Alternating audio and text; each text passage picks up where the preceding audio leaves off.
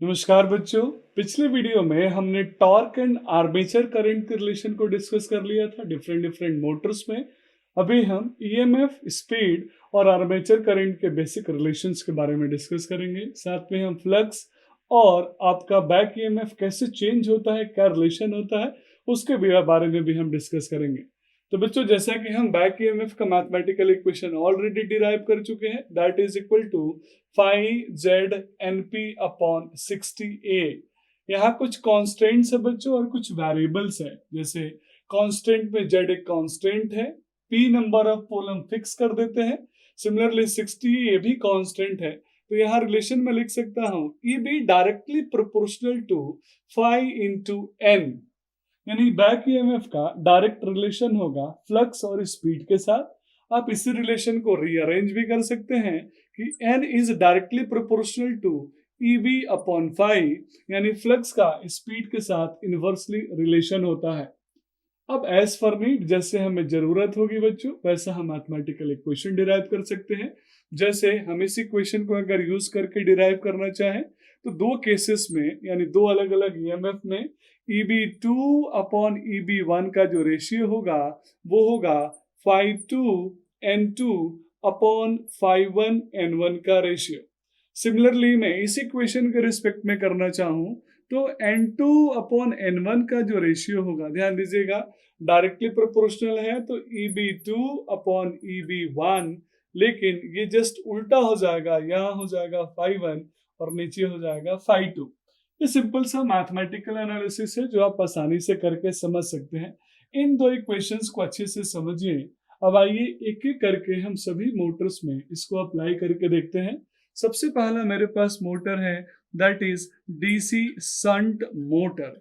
बच्चों, आपको याद होगा DC shunt motor, permanent magnet DC motor, separately excited DC motor, इन सभी के अंदर जो फ्लक्स होता है इट इज समहाउ कांस्टेंट, उसकी वैल्यू हम फिक्स करते हैं। और कांस्टेंट होने की वजह से यहाँ अगर मैं रेशियो लेना चाहूं N2 अपॉन N1 का, तो इक्वेशन बन जाएगा EB2 अपॉन EB1। चूंकि दोनों कंडीशन में फ्लक्स कांस्टेंट है तो ऊपर भी फाई आएगा, नीचे भी फाई आएगा, ये दोनों एक दूसरे को कैंसिल कर देंगे। तो फाइनल इक्वेशन बन जाएगा N2 upon N1 is equal to EB2 upon EB1। ये बहुत इंपॉर्टेंट इक्वेशन है बच्चों, डायरेक्ट न्यूमेरिकल में आपको यूज करना पड़ेगा, इसीलिए इसको आप अच्छे से प्रैक्टिस करके समझ लीजिए। सेम बच्चों हम डीसी सीरीज मोटर के लिए भी एनालिसिस कर सकते हैं। सेम रिलेशन हम अदर टाइप के मोटर्स के लिए भी एनालिसिस कर सकते हैं। अगर आप डीसी सीरीज के मोटर के लिए एनालिसिस करते हैं बच्चों, तो यहाँ डीसी सीरीज मोटर में बिफोर सैचुरेशन आप ऑलरेडी जानते हैं। आइए मैं यहाँ डीसी सीरीज मोटर का इक्वेशन भी बता देता हूँ कि अगर डीसी सीरीज मोटर होता तो फिर किस तरह का रिलेशन बनता।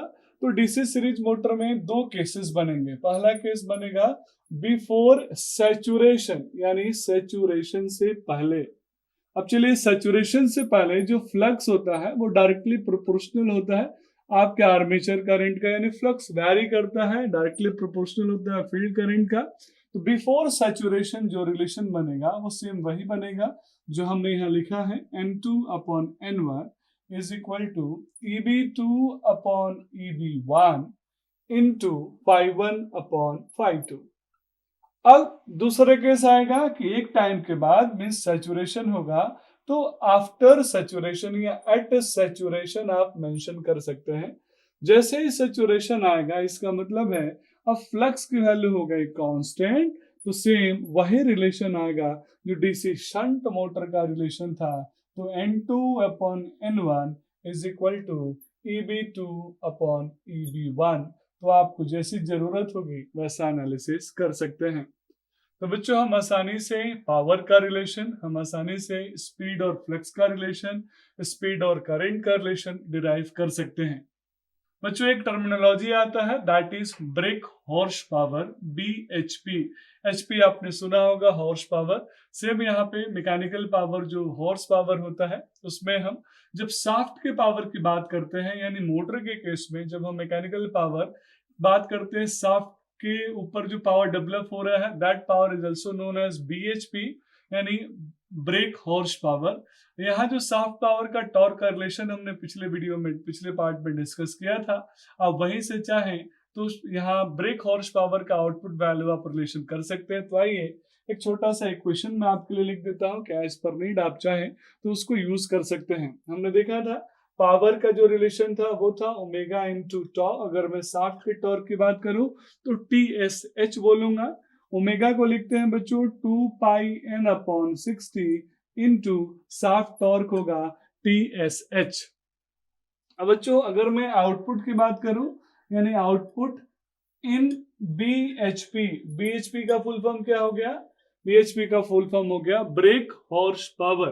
तो इसकी वैल्यू क्या हो जाएगी? दैट विल बी, मीन जब हम यहाँ आउटपुट निकाल रहे हैं ब्रेक हॉर्स पावर का तो टॉर्क के साथ रिलेशन बनाएंगे, and that is equal to 2 pi N upon 60, ये तो ऊपर से है रिलेशन है, इनटू ध्यान दीजिएगा बच्चों यहाँ पे टी एस एच है तो टी एस एच, और साथ में एक और पैरामीटर यहाँ आ जाएगा दैट इज इक्वल टू, मैं 745.6 का वैल्यू यहाँ पे मेंशन कर सकता हूँ, क्योंकि 1 HP इक्वल टू होता है 745.6 वाट। ध्यान दीजिएगा as per need, as per numerical हमें इसकी जरूरत होगी तो हम 735 भी जनरली मेंशन कर देते हैं, तो 735 745 हम कंसिडर कर लेते हैं। That's all about this video, thank you so much.